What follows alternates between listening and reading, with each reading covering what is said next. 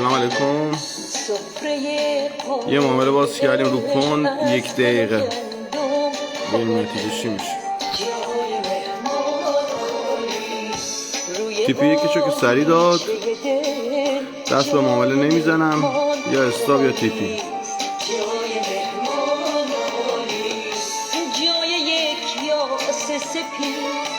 توی گلدان خالی جای پای تو بر این برف زمستان خالی جای مهمان خالی جای مهمان خالی خواستم فال بگیرم به تو کی میایی دیدم ای بخت که فنجان خالی روی این دیدگاه من رو پوند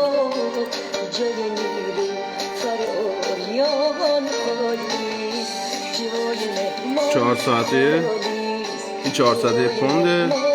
یه نقدینگی اینجا زده شده و قیمت خودشو کشیده بالا. تو 15 دقیقه روند سعودی آسیا و الان تو لندن و باز تو لندن زدن نقدینگی این قسمت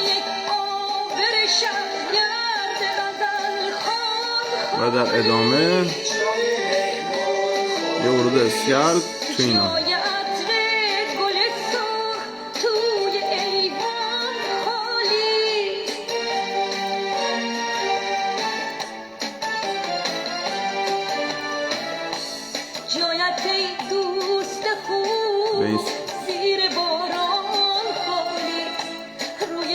تقدیم به آقا علی.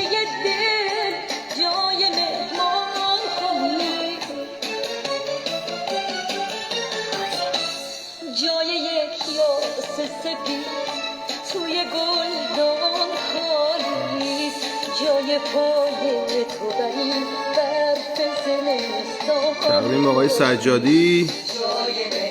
بیان دیدگاه ما به این صورت.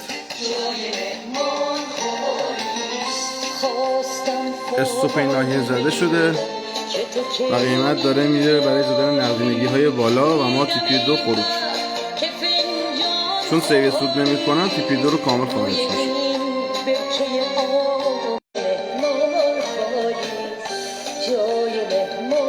فکر کنم نت قطع شده،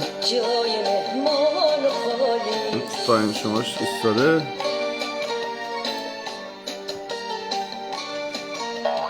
این ور داره حرکت میکنه ثانیه شما. الان وصل شده. بله وصل شد نت. منتظر این لحظه هستیم و تمام. مرسی. تقدیم با عشق.